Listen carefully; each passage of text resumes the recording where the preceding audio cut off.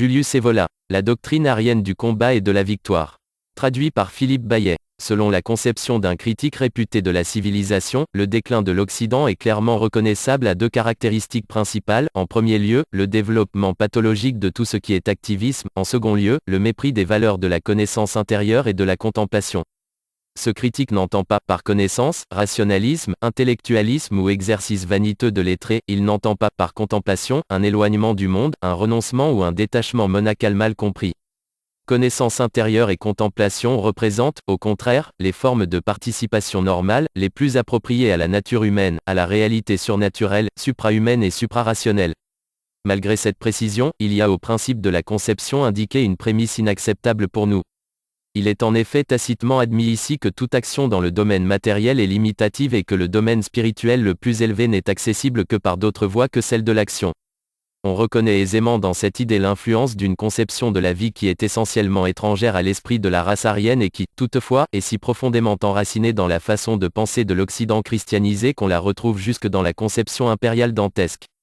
L'opposition entre action et contemplation était, en fait, inconnue des anciens aryens. Action et contemplation n'étaient pas conçus par eux comme les deux termes d'une opposition. Elles désignaient seulement deux voies distinctes pour parvenir à la même réalisation spirituelle. Autrement dit, on estimait que l'homme pouvait dépasser le conditionnement individuel et participer à la réalité surnaturelle, non seulement par la contemplation, mais encore par l'action. Si nous partons de cette idée, alors le caractère de décadence progressive de la civilisation occidentale doit être interprété différemment. La tradition de l'action est typique des races aryano-occidentales. Mais cette tradition a progressivement subi une déviation.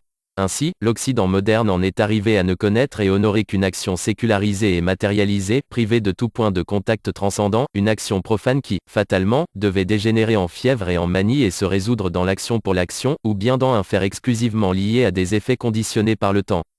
À une action ainsi dégénérée ne répondent pas, dans le monde moderne, les valeurs ascétiques et authentiquement contemplatives, mais simplement une culture fumeuse et une foi pâle, conventionnelle.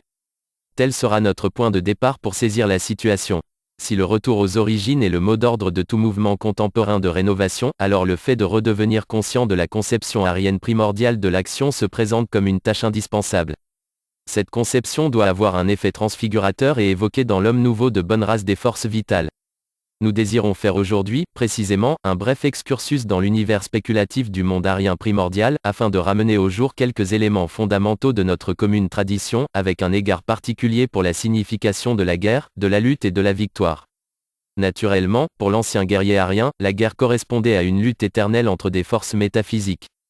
D'une part, il y avait le principe olympien de la lumière, la réalité uranienne et solaire, d'autre part, il y avait la violence brute, l'élément titanique et tellurique, barbare au sens classique du terme, féminin démonique.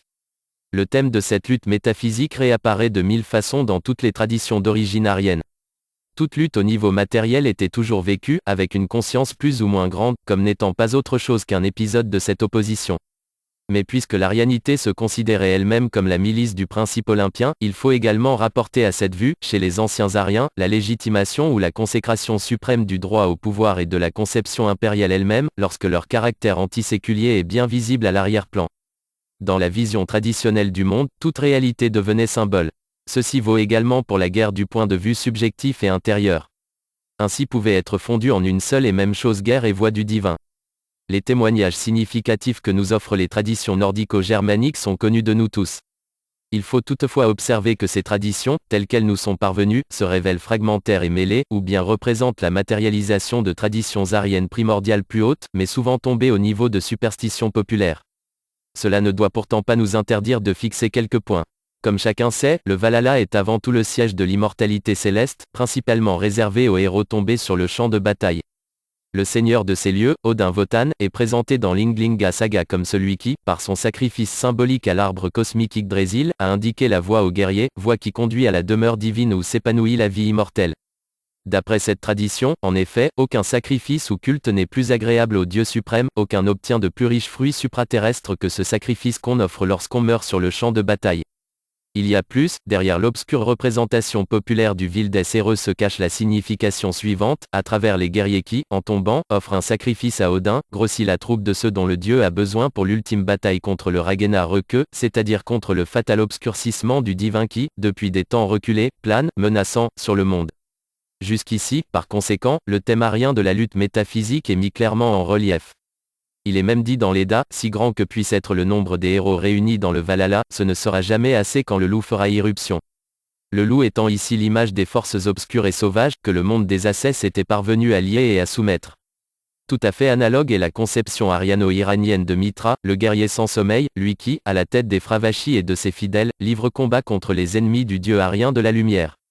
Nous traiterons bientôt des Fravachis et nous examinerons leur correspondance avec les Valkyries de la tradition nordique. Mais nous voudrions préciser encore mieux la signification de la guerre sainte grâce à d'autres sources concordantes. On ne doit pas s'étonner si nous ferons surtout référence à la tradition islamique. Celle-ci est, en l'occurrence, à la place de la tradition ariano-iranienne. L'idée de guerre sainte, du moins en ce qui concerne les éléments à examiner ici, parvint aux tribus arabes par l'univers spéculatif persan, elle avait donc, en même temps, le sens d'une tardive renaissance d'un héritage arien primordial et, de ce point de vue, elle peut sans aucun doute être utilisée. Ceci posé, on distingue dans la tradition en question deux guerres saintes, à savoir la grande et la petite guerre sainte. Cette distinction repose sur une parole du prophète, qui affirma au retour d'une entreprise guerrière, « Nous voici revenus de la petite à la grande guerre sainte ». Dans ce contexte, la grande guerre sainte appartient à l'ordre spirituel. La petite guerre sainte est, au contraire, la lutte physique, matérielle, la guerre menée dans le monde extérieur. La grande guerre sainte est la lutte de l'homme contre les ennemis qu'il porte en lui-même. Plus précisément, c'est la lutte de l'élément surnaturel en l'homme contre tout ce qui est instinctif, lié à la passion, chaotique, sujet aux forces de la nature. Telle est aussi l'idée qui apparaît dans le vieux traité de la sagesse guerrière arienne, la Bhagavad Gita, connaissant celui qui est au-dessus de la pensée, affermis-toi dans ta force intérieure et frappe, ô guerrier au long bras, cet ennemi redoutable qu'est le désir. Une condition indispensable à l'œuvre intérieure de libération, c'est que cet ennemi doit être définitivement anéanti.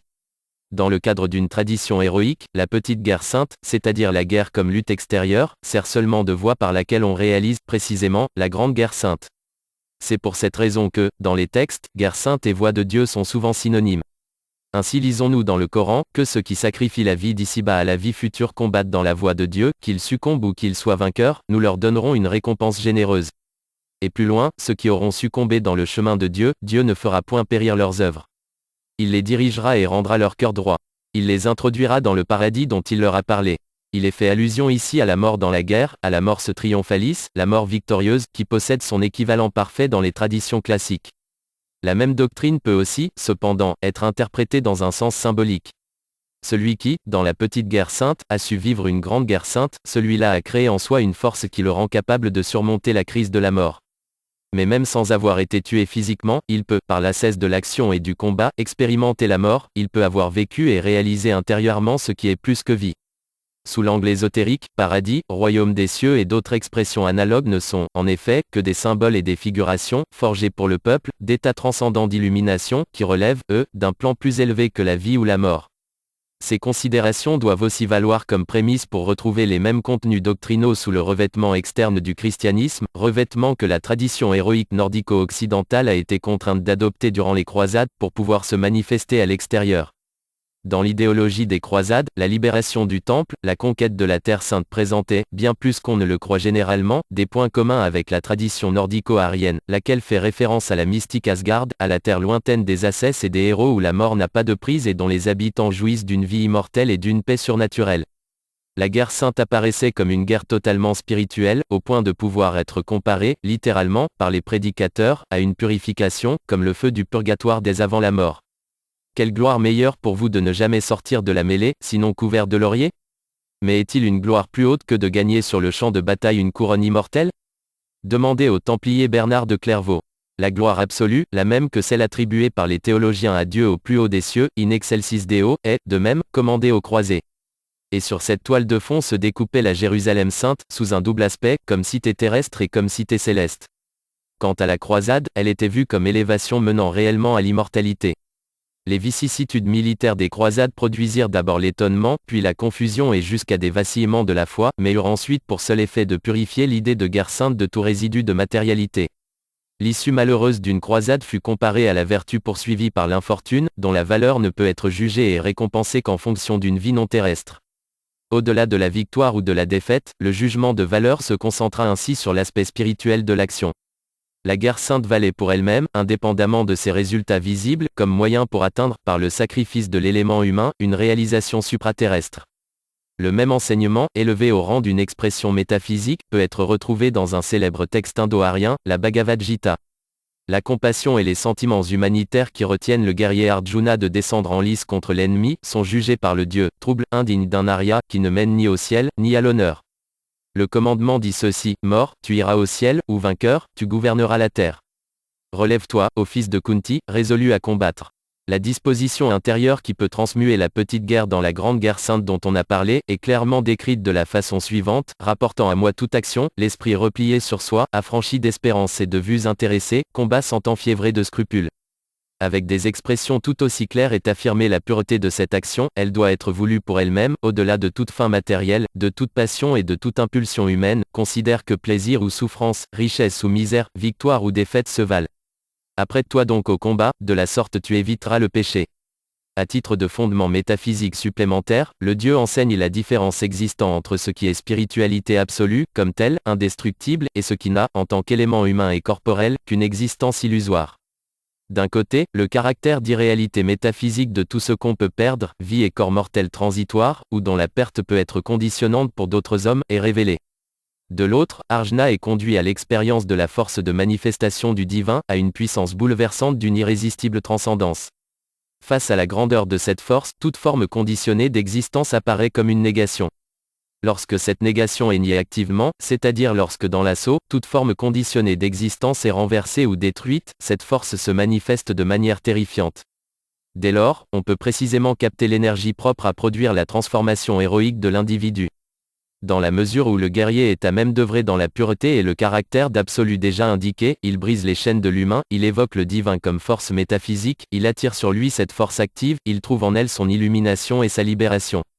Le mot d'ordre correspondant d'un autre texte, appartenant toutefois à la même tradition, dit « la vie, comme un arc. L'âme, comme une flèche. L'esprit absolu, comme la cible à transpercer.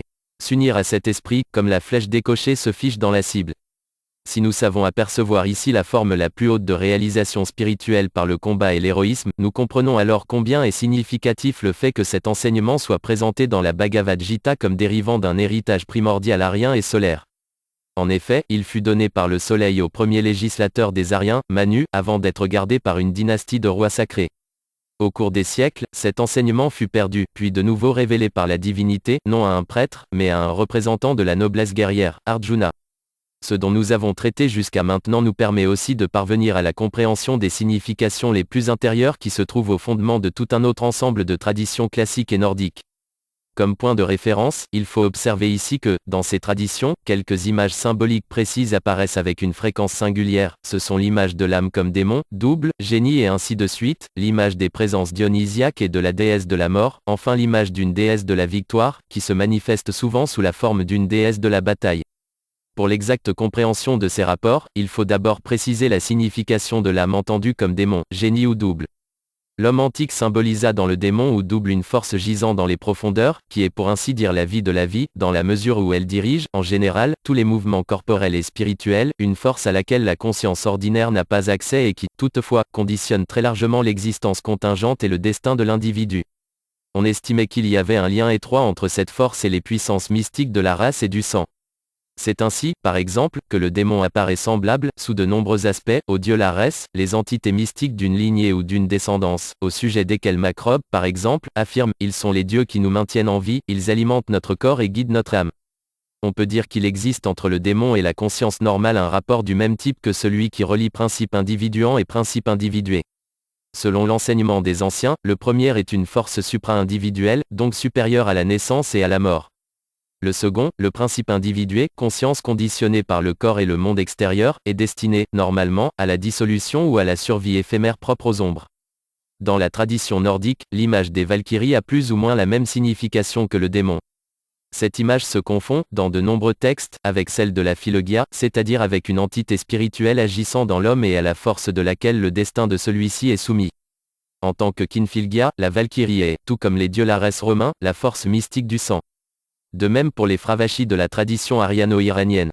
La Fravashi, explique un célèbre orientaliste, est la force intime de chaque être humain, c'est ce qui le soutient et fait qu'il naît et subsiste. Simultanément, les Fravachis, comme les dieux Larès romains, sont en contact avec les forces primordiales d'une race et sont, à l'instar des Valkyries, de terrifiantes déesses de la guerre, qui accordent fortune et victoire. Telle est la première liaison que nous devons établir. Qu'est-ce que cette force mystérieuse, qui représente l'âme profonde de la race et l'élément transcendantal à l'intérieur de l'individu, peut avoir en commun avec les déesses de la guerre? Pour bien comprendre ce point, il faut se rappeler que les anciens indo-germains avaient de l'immortalité une conception pour ainsi dire aristocratique et différenciée. Tous les hommes n'échappaient pas à l'autodissolution, à cette survie lémurique dont Hadès et Naïphelem étaient les anciennes images symboliques. L'immortalité est le privilège d'un petit nombre et, selon la conception aryenne, principalement un privilège héroïque. Le fait de survivre, non comme ombre, mais comme demi-dieu, est réservé uniquement à ceux qu'une action spirituelle particulière a élevé de l'une à l'autre nature. Ici, nous ne pouvons malheureusement fournir toutes les preuves qui seraient nécessaires pour justifier l'affirmation suivante. Techniquement parlant, cette action spirituelle consistait à transformer le moi individuel de la conscience humaine normale en une force profonde, supra-individuelle, force individuante, qui est au-delà de la naissance et de la mort et à laquelle nous avons dit que correspond l'idée de démon. Le démon est lui aussi au-delà de toutes les formes finies dans lesquelles il se manifeste, et ce non seulement parce qu'il représente la force primordiale de toute une race, mais sous l'aspect de l'intensité. Le brusque passage de la conscience ordinaire à cette force symbolisée par le démon suscitait, par conséquent, une crise destructrice, comme un éclair, à la suite d'un courant trop fort dans le circuit humain. Nous posons donc que, dans des conditions tout à fait exceptionnelles, le démon peut faire irruption dans l'individu et lui faire éprouver de la sorte une transcendance destructrice. Dans ce cas, se produirait une espèce d'expérience active de la mort, ce qui fait apparaître clairement la seconde liaison, à savoir pourquoi l'image du double ou du démon, dans les mythes de l'Antiquité, a pu se confondre avec la divinité de la mort. Dans la tradition nordique, le guerrier voit précisément sa Valkyrie à l'instant de la mort ou du péril mortel. Allons plus loin. Dans l'ascèse religieuse, mortification, renoncement au moi, élan dans l'abandon à Dieu sont les moyens préférés par lesquels on cherche précisément à provoquer une crise de ce genre et à la dépasser positivement. Des expressions comme mort mystique ou bien nuit obscure de l'âme, etc., qui visent à décrire cette condition, sont connues de tous. À l'opposé, dans le cadre d'une tradition héroïque, la voie vers le même but est représentée par la tension active, par la libération dionysiaque de l'élément action. Au niveau le plus bas de la phénoménologie correspondante, nous observons, par exemple, la danse, employée comme technique sacrée pour évoquer et susciter, à travers l'extase de l'âme, des forces reposant dans les profondeurs. Dans la vie de l'individu libéré par le rythme dionysiaque, s'insère une autre vie, comme l'affleurement de sa racine la plus enfouie. Hordes sauvages, furies, Érini et autres entités spirituelles analogues dramatisent cette force en des termes symboliques. Elles correspondent, par conséquent, à une manifestation du démon dans sa transcendance terrifiante et active. À un niveau plus élevé se situent les jeux guerriers sacrés. Plus haut encore se trouve la guerre. Nous sommes ainsi reconduits à la conception aryenne primordiale de la bataille et de l'ascèse guerrière. Dans les moments de danger extrême présentés par le combat héroïque, cette expérience supranormale fut réputée possible. Déjà le verbe latin ludere, jouer, combattre, semble contenir l'idée de résolution. C'est une des nombreuses allusions à la propriété, inhérente au combat, de délier des limitations individuelles et de faire émerger des forces libres cachées en profondeur. De là dérive le fondement de la troisième assimilation, les démons, les dieux Larès, le moi individuant sont identiques aux furies, Érini et autres natures dionysiaques déchaînées qui, pour leur part, ont beaucoup de traits communs avec les déesses de la mort, mais les démons ont aussi la même signification par rapport aux vierges qui mènent à l'assaut dans la bataille, aux Valkyries et Fravachis. Ces dernières sont décrites dans les textes, par exemple, comme les terrifiantes, les toutes-puissantes, celles qui écoutent et donnent la victoire à celui qui les invoque, ou, pour mieux dire, à celui qui les évoque à l'intérieur de lui-même. De là à la dernière similitude, la voie est brève. Les mêmes entités guerrières assument enfin les traits de déesse de la victoire dans les traditions aryennes, métamorphose qui caractérise précisément l'heureux accomplissement des expériences intérieures en question.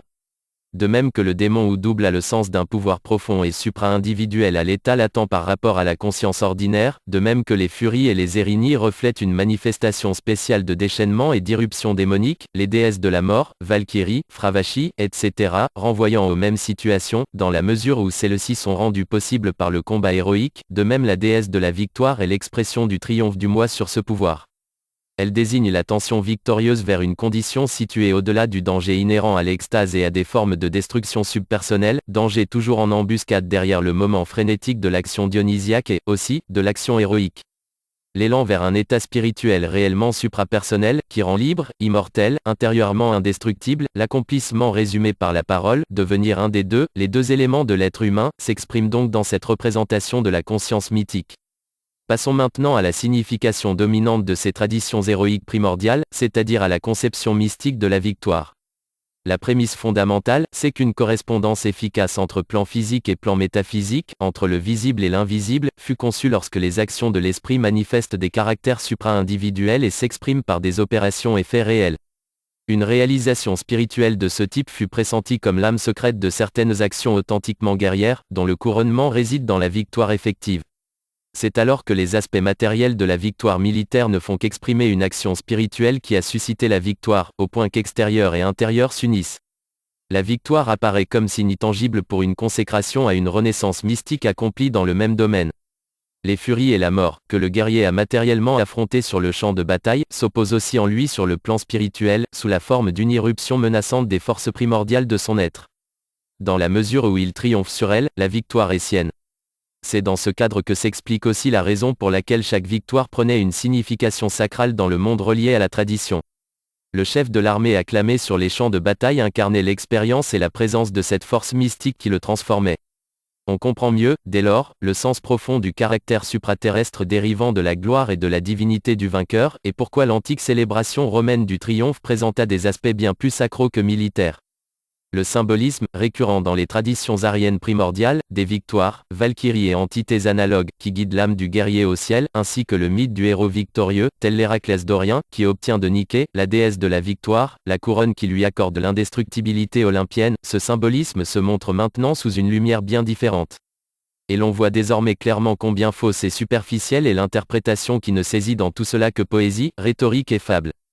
La théologie mystique enseigne que dans la gloire s'accomplit la transfiguration spirituelle sanctifiante, et l'iconographie chrétienne entoure la tête des saints et des martyrs de l'auréole de la gloire.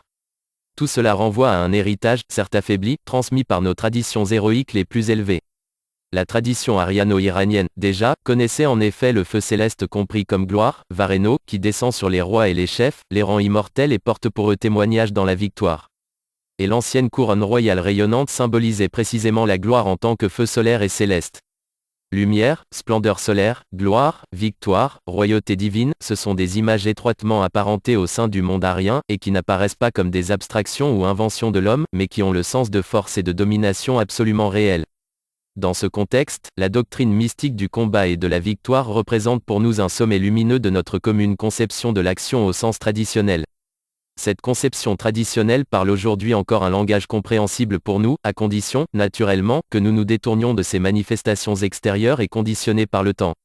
Alors même qu'on veut présentement dépasser cette spiritualité lasse, anémiée ou fondée sur des spéculations abstraites ou des sentiments piétistes, et, en même temps, surmonter la dégénérescence matérialiste de l'action, peut-on trouver pour cette tâche de meilleurs points de référence que les idéaux mentionnés de l'homme arien primordial ? Mais il y a plus. Les tensions matérielles et spirituelles se sont comprimées à un point tel en Occident, ces dernières années, qu'elles ne peuvent finalement être résolues que par le combat. Avec la guerre actuelle, une époque va à la rencontre de sa propre fin, tandis que surgissent des forces qui ne peuvent plus être dominées et transformées dans la dynamique d'une civilisation nouvelle par des idées abstraites, des prémices universalistes ou par des mythes irrationnellement conçus. Une action bien plus profonde et essentielle s'impose maintenant, afin que, au-delà des ruines d'un monde subverti et condamné, une époque nouvelle s'ouvre pour l'Europe. Cependant, dans cette perspective bien des choses dépendront de la façon dont l'individu pourra donner une forme à l'expérience du combat, c'est-à-dire s'il sera en mesure d'assumer héroïsme et sacrifice comme une catharsis, comme un moyen de libération et d'éveil intérieur. Cette entreprise de nos combattants, intérieurs, invisibles, éloignés des gestes et des grands mots, aura un caractère décisif, non seulement pour l'issue définitive et victorieuse des vicissitudes de cette époque particulièrement troublée, mais pour donner une forme et un sens à l'ordre qui naîtra de la victoire. C'est dans la bataille elle-même qu'il faut réveiller et tremper cette force qui, au-delà de la tourmente, du sang et des privations, favorisera, avec une splendeur nouvelle et une paix toute puissante, une nouvelle création. C'est pourquoi l'on devrait apprendre de nouveau, aujourd'hui et sur le champ de bataille, l'action pure, l'action au sens d'ascèse virile, mais aussi de purification et de voie vers des formes de vie supérieures, valables en elles-mêmes et pour elles-mêmes, mais cela, c'est précisément faire retour, d'une certaine façon, à la tradition primordiale ariano-occidentale. Des temps anciens résonne encore jusqu'à nous le mot d'ordre, la vie, comme un arc. L'âme, comme une flèche. L'esprit absolu, comme une cible à transpercer. Celui qui, aujourd'hui encore, vit la bataille au sens de cette identification, celui-là restera debout lorsque les autres s'écrouleront, et il sera une force invincible. Cet homme nouveau vaincra en lui tout drame, toute obscurité, tout chaos, et il représentera, à l'avènement des temps nouveaux, le principe d'un développement inédit. Selon la tradition aryenne primordiale, cet héroïsme des meilleurs peut réellement remplir une fonction évocatrice, une fonction rétablissant le contact, relâché depuis des siècles, entre monde et supramonde. Alors, le combat ne sera pas un horrible carnage, n'aura pas le sens d'un destin désespéré, conditionné par la seule volonté de puissance, mais sera la preuve du droit et de la mission d'un peuple. Alors la paix ne signifiera pas une nouvelle noyade dans la grisaille bourgeoise quotidienne, ni l'éloignement de la tension spirituelle à l'œuvre dans la bataille, mais aura, au contraire, le sens d'un accomplissement de celle-ci. C'est pour cela aussi que nous voulons faire nôtre, de nouveau, la profession de foi des anciens, telle qu'elle s'exprima dans les paroles suivantes: le sang des héros est plus sacré que l'encre des savants et les prières des dévots, une profession de foi qui est à la base de la conception traditionnelle, selon laquelle, dans la guerre sainte, ce sont d'abord les mystiques forces primordiales de la race qui agissent, beaucoup plus que les individus. Ces forces des origines créent les empires mondiaux et rendent à l'homme la paix victorieuse.